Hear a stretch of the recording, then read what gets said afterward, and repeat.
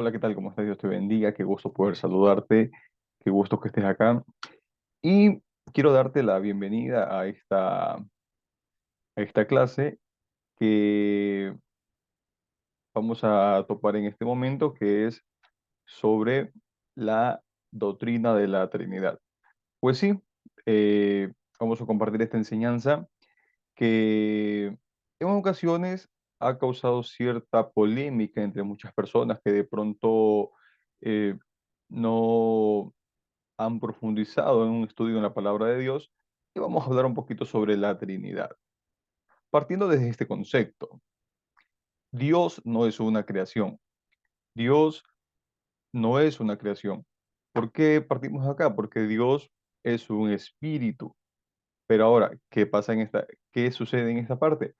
Que nuestra falta de comprensión acerca de la existencia de nuestro Creador se debe a que desde el inicio de la creación, allá en el Edén, cuando el pecado ingresa a la humanidad, eh, el pecado elimina dos cosas esenciales de nosotros, de la humanidad, y estas son nuestra capacidad espiritual y nuestra vida eterna. Por eso, los conceptos de eternidad y mundo espiritual eh, son muy difíciles de entender para la mente humana, porque están fuera del alcance de nuestro entendimiento. Nuestro limitado razonamiento nos grita que todo tiene un principio y todo tiene un final.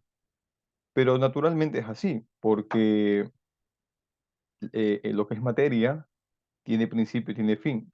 Pero Dios es eternidad. Y como Dios es eternidad, partimos desde el concepto de que Dios no tiene principio, no tiene final. La materia sí tiene un principio y sí tiene un final, pero Dios no es materia. Él es un espíritu, un Dios en tres personas, Padre, Hijo, Espíritu Santo. Muchos acá se confunden en esta parte, ¿no?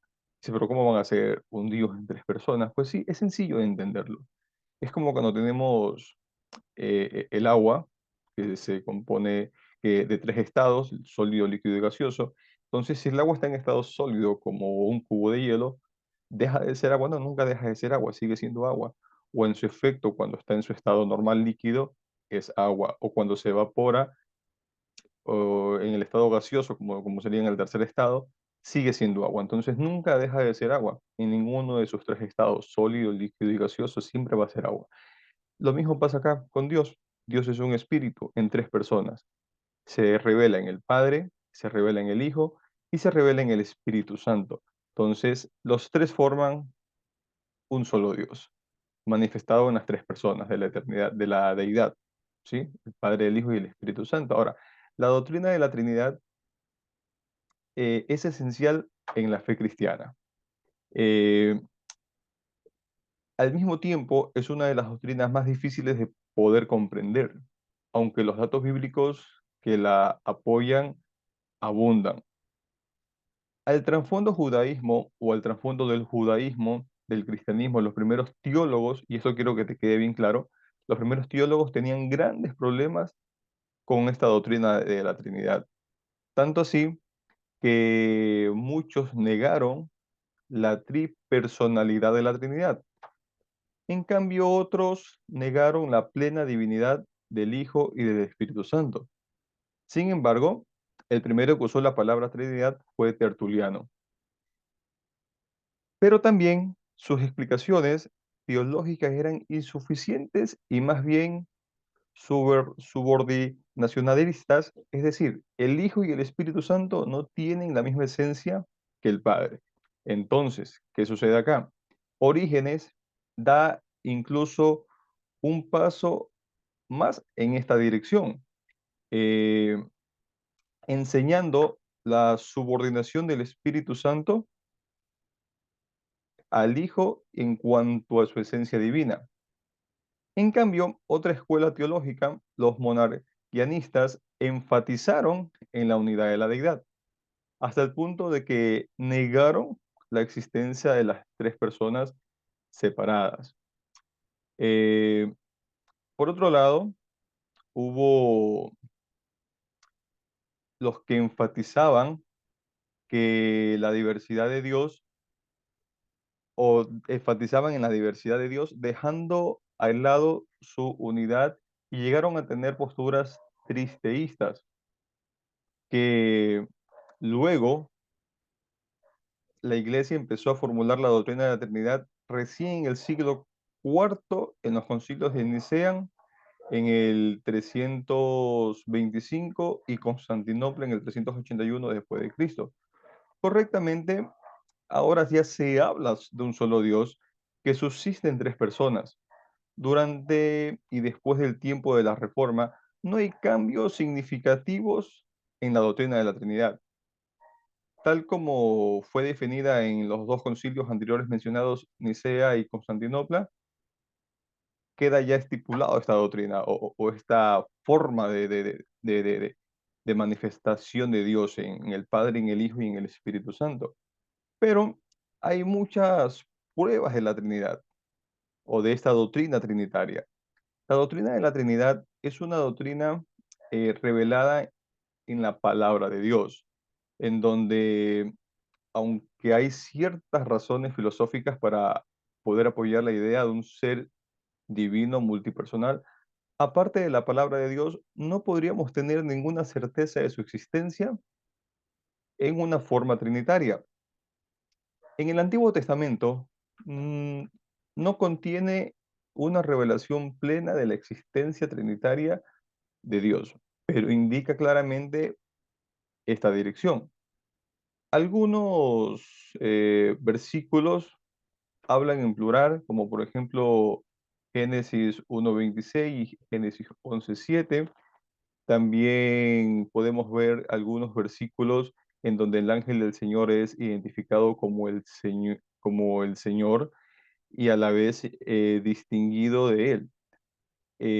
Lo vemos ya en Génesis 17 o en algunos otros versículos Dios el Padre habla y menciona al Mesías. Y al Espíritu o el Mesías está hablando y menciona al Padre y al Espíritu. Lo vemos allá en Isaías 48, Isaías 61 también. Por otra parte, el Antiguo Testamento habla de Yahvé como un redentor o salvador de su pueblo. Pero en el Nuevo Testamento, el Hijo de Dios tiene esta función. Y lo vemos allá en Isaías 41 y Mateo 1:21. El Padre manda al Hijo al mundo, lo aclara Juan 3:16. Y el Padre y el Hijo mandan al Espíritu. Juan 14 y Juan 15 lo explican estos textos. El Padre habla al Hijo y el Hijo tiene comunión con el Padre. Y el Espíritu Santo está orando a Dios en los corazones de los creyentes, que esto nos quede bien claro. Por otra parte, el Padre y el Hijo y el Espíritu Santo son mencionados en fórmulas trinitarias. Y al mismo tiempo, el pasaje del versículo de Mateo 28:19 lo aclara, Primera de Corintios 12, Segunda de Corintios 13:14 y Primera de Pedro 1:2. Ahora bien, y que quede bien claro esto, el único verso o versículo del Nuevo Testamento que habla expresamente y directamente del hecho de que los tres son uno solo es Primera de Juan, capítulo 5 verso 7. Ahora, sin ninguna duda, una de las más profundas de las verdades de que profesamos nosotros los cristianos evangélicos es que existe un solo Dios y existen tres personas distintas, el Padre, el Hijo y el Espíritu Santo. Hay una misma naturaleza divina, pero tres personas divinas diferentes a lo que le llamamos un Dios trino o también llamada la Trinidad, como hacía la explicación hace un momento del agua en sus tres estados. Nunca deja de ser agua, pero se puede manifestar en tres formas distintas, sólido, líquido, gaseoso. Lo mismo pasa con Dios. Es un solo Dios manifestado en tres personas distintas, en el Padre, en el Hijo y en el Espíritu Santo. Por otra parte, es importante reconocer la Trinidad porque es la base de la unidad y la diversidad entre los creyentes. Por otro lado, algo importante que podemos notar en la revelación de Dios es que encontramos al Padre y al Hijo y al Espíritu Santo amándose uno al otro, dándose el uno al otro y honrándose y glorificándose uno al otro. Esto sin confundir la jerarquía de la divinidad, los roles que cada persona de la divinidad ha llevado desde la eternidad. Y finalmente, hay que tener en claro que al reconocer que la Biblia detalla que el Padre y el Hijo y el Espíritu Santo permanecen juntos, solo hay un Dios que se ha revelado a nosotros en tres personas, coiguales y coeternas. Y a mi pensar, la doctrina de la Trinidad es la más importante de la Iglesia, ya que se refiere a la naturaleza misma de Dios. Espero que esto te haya servido de gran ayuda y que hayas aprendido algo sobre este tema que a veces se torna un poco controversial, pero que es fácil de entender y mucho más con la ayuda del Espíritu Santo, ¿no? Podemos entender de que la Trinidad existe en un solo Dios manifestado en tres personas, como es el Padre, el Hijo y el Espíritu Santo. Dios te bendiga.